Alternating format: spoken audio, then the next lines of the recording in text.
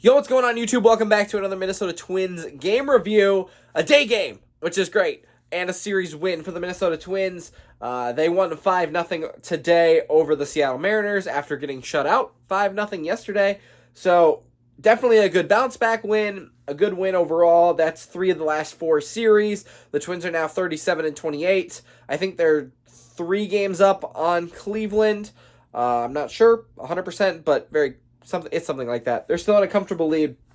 They won 5-0 today, shut them out, great. They also out-hit the Mariners 8-5. So really, everything is positive. I don't think there's too many negatives that you can even talk about in this game. Like a shutout, a series win, a day game. Like not staying up till 12 o'clock is great. So, yeah, I think that could really sum up the video right there in the first minute, but we're going to talk about the game. Like I said, I was at work, so I didn't get to see a ton of it, but I got to see a little of it. Got to see some good pitching by Sonny Gray. So let's talk about it. Sonny Gray went 5 innings, gave up 3 hits, no earned runs, struck out 3, lowered his ERA to 2.09. Pretty good. I mean, like he's probably our best pitcher overall. I know that Ryan is back now after being on the COVID list, so you know, he's probably still 1-2. So that's good. Like I said, nothing you could really complain about there. Jax ended up getting the win. How? How did he get the win? Wouldn't it have been Smith? I'm confused. Or what? Because they were tied at 0. Oh, but we were the away team. Okay, I guess that makes sense. Okay, we were the away. That makes sense. I was like, I was very confused there for a second. But Jax is 4-0. He's 4-0. He pitched really well, I think, yesterday. It was really, really quick, so he got to come out again today. Threw an inning, struck out 2. That's really good. His ERA is 2.59. He's been our bullpen ace. It's been really good. Smith got 2 outs, gave up a hit, gave up a walk, but Thielbar. At this point in the game, it was 1-0. And Thielbar came in with guys on second and third. And I think that they were talking about player of the game on YouTube. Honestly, I think you could give it to Thielbar. He got 1 out, got a lazy fly ball. It was a 1-2 count. I think he should have struck him out, but that's okay. It was a 1-run game, and Thielbar comes in. And he gets the out that is much needed, where the Twins then would go on to score, 4 more runs. But in that case, if he would have given up a hit and scored 2 runs for the Mariners, this game could have been completely different. So definitely huge props to Thielbar. His ERA is 5.16, but what the announcers were saying was it was like 2.0 in the last 18 or 19 starts. So very, very good for him. Duran threw an inning, and Cotton threw an inning as well. Just good stuff. I mean, they both got some outs. That's what you need to do. So really, really good. We couldn't hit Marco Gonzalez for the first 6 2/3 innings, but once we got to the bullpen, that's when we scored all 5 runs. Last 2 days, though, we couldn't hit the starter of the Mariners, so I don't know what that was necessarily, but we really got to the bullpen, which was great. That's all you got to say about pitching. Let's talk about hitting. The Twins went 2 for 10 with 6 runners in scoring position, which doesn't sound great, but then you look at the Mariners, and they went 0 for 10 with 7 guys left on base. So definitely the pitching helped there. Like I said, the bullpen, all of our pitching was great when you get a shutout, but that's good bullpen pitching, and that's something the Twins haven't been super, super great at lately. So again, that's something that you can pat yourself on the back for and at least be happy about when they do it. So let's talk about hitting, though.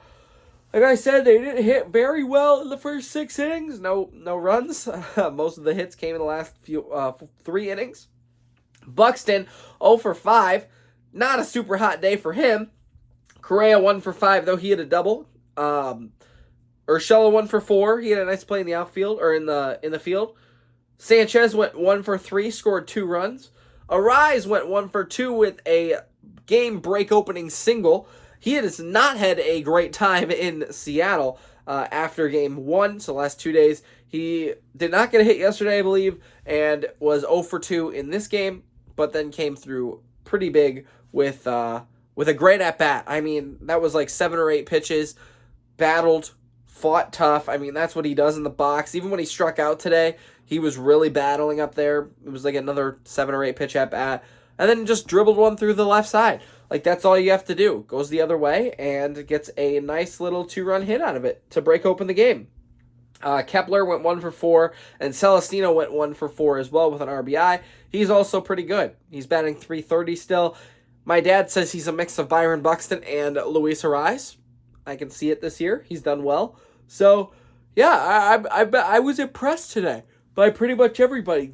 Jax, I don't know if I mentioned it, was 4-0 on the year now. Everyone's pretty much hitting what you would, I think, expect. Maybe except for Jeffers, but he was the guy who at least gave the Twins the first run of the day today. I believe it was with 2 outs. So, I mean, like I said, pretty solid day. That's all you can really ask for. Not too much else to talk about, to be honest. Some big moments that the Twins definitely capitalized on, but nothing else that really stuck out to me, I don't think, except for the YouTube broadcast. I'm going to mention this for the next minute or two. This is great. It's on YouTube.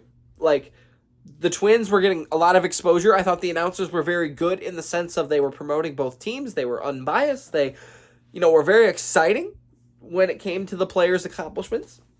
Like, if you're trying to get a rise to the All-Star game, that was a great game for him. They were hyping him up. They hyped up Buxton, of course, and Correa.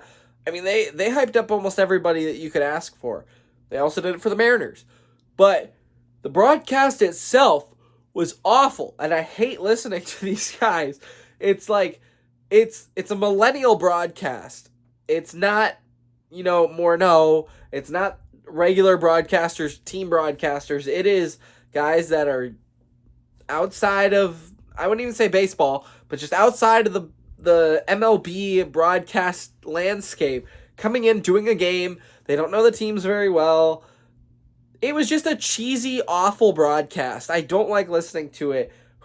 I don't even remember who the color guy is. It's just they say the dumbest things, and I don't care. I just want to listen to a good baseball game, and I have not enjoyed YouTube broadcasts this year.